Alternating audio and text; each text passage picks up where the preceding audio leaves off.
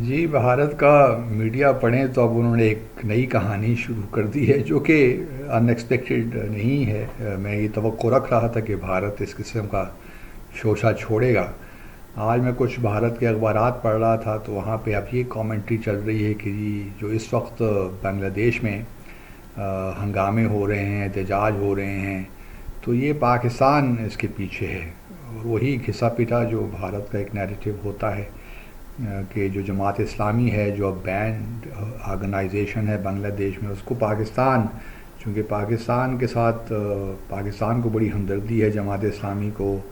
1970 وار میں بھی 71 کی جو تھی علیحدگی، اس میں بھی جماعت اسلامی پیش تھی پرو پاکستان سینٹیمنٹ کو لے کر۔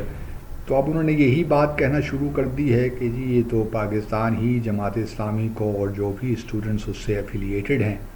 یا ایسوسیٹڈ ہیں ان کو پاکستان ہی فنڈنگ بھی ان کی کر رہا ہے، اور ان کو آرگنائز بھی سارے ڈیمانسٹریشنز جو ہیں پاکستان کے بحیث پہ ہی ہو رہے ہیں۔ ادروائز تو سب کچھ اچھا ہی ہے، کوئی پرابلم نہیں ہے، لوگ تو کوٹا سسٹم کے حق میں بھی ہیں، لوگ شیخ حسینہ کے بھی حق میں ہیں، تو ایسا کوئی ایشو ہے نہیں۔ یہ تو پاکستان نے ایک چھوٹا موٹا معاملہ تھا کوٹا کا، جاب کوٹس کا، تو اس کو ہوا بنا کر پاکستان نے یہ سارا اسٹوک کیا۔ تو یہ ایک توقع تھا، ایک توقع تھی اس کی، میں ایکسپیکٹ کر رہا تھا کہ اس قسم کا شوشہ چھوڑا جائے گا، لیکن ایسے شوشے چھوڑنے سے کوئی فائدہ ہوتا نہیں ہے۔ ہم جانتے ہیں کہ بھارت بڑا ورڈ ہے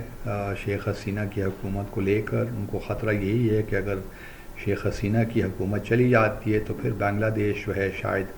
ان کے ہاتھ سے نکل جائے گا، کیونکہ جو لوکل پبلک سینٹیمنٹ جو ہے وہ بڑا کلیئر ہے۔ وہ یہ نہیں چاہتے کہ ہم بھارت کی ڈکٹیشن پہ چلیں، وہ چاہتے ہیں کہ اپنی آزادانہ فارن پالیسی ہو، چین کے ساتھ بھی وہ تعلقات رکھنا چاہتے ہیں۔ عوام کے لوگ، جو عوام ہے بنگلہ دیش کی، وہ پاکستان کے ساتھ بھی اچھے تعلقات چاہتے ہیں، لیکن شیخ حسینہ بضد ہیں کہ انہوں نے بنگلہ دیش کو بھارت کا ایک پراکسی بنانا ہے اس علاقے میں، تو جو مودی صاحب فرماتے ہیں شیخ حسینہ اس کو تسلیم بھی کر لیتی ہیں۔ اسی وجہ سے اگر آپ دیکھیے تو شیخ حسینہ نے جو پہلا وزٹ کیا اپنا جنوری میں، جو ریگڈ الیکشنز وہاں پہ ہوئے، وہ بھارت ہی تھا۔ 2 بار بھارت گئی، ایک تو مودی صاحب کی اناگوریشن میں، اور پھر اس کے بعد ایک بائیلیٹرل وزٹ کیا، پھر اس کے بعد چائنا گئیں، اور چائنا سے وہ ناخوش ہی آئیں، کیونکہ چائنا دیکھیے بڑا اپنی ویژن بڑا کلیئر ہیں وہ۔ تو یہ ایک پاکستان کو بیچ میں گھسیٹنا کہ جی پاکستان کی وجہ سے سب کچھ ہو رہا ہے، اس فریولس ان مائی ویو۔ لیکن ہم اور کوئی توقع رکھ نہیں سکتے بھارت کے میڈیا سے کہ وہ اس قسم کے ڈس انفارمیشن پھیلا کر مزید کوشش ان کی یہ ہو کہ بنگلہ دیش اور پاکستان کے درمیان دوریاں بڑھے، حالانکہ یہ کاؤنٹر پروڈکٹیو بھی ہو سکتا ہے، بیک فائر بھی کر سکتا ہے، ان دا سینس کہ کیونکہ بنگلہ دیش کے عوام تو جانتے ہیں کہ ان کے اور پاکستان کے لوگوں کے درمیان جو ایک رشتہ ہے وہ مضبوط رشتہ ہے۔ مفتی بہانی نے جو کچھ کیا سو کیا، لیکن اب تو نئی جنریشن آ گئی ہے بنگلہ دیش میں، معاملات آگے چل گئے ہیں۔ یہ وہ جنریشن ہے جو اور اس کے بعد یہ جو 71 کی بعد کی جنریشن ہے، 2 جنریشنز آ گئی ہیں، تو اب ان کو یہ فرق نہیں پڑتا کہ بنگلہ دیش کہیں پاکستان کا حصہ تھا۔ بہرحال وہ ایک انڈیپینڈنٹ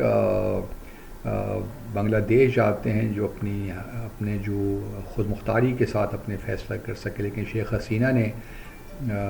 بنگلہ دیش کو جس طرح بھارت کی گود میں اور خاص طور پہ مودی صاحب کے حوالے کر دیا ہے، تو یہ بنگلہ دیشیوں کو منظور نہیں ہے۔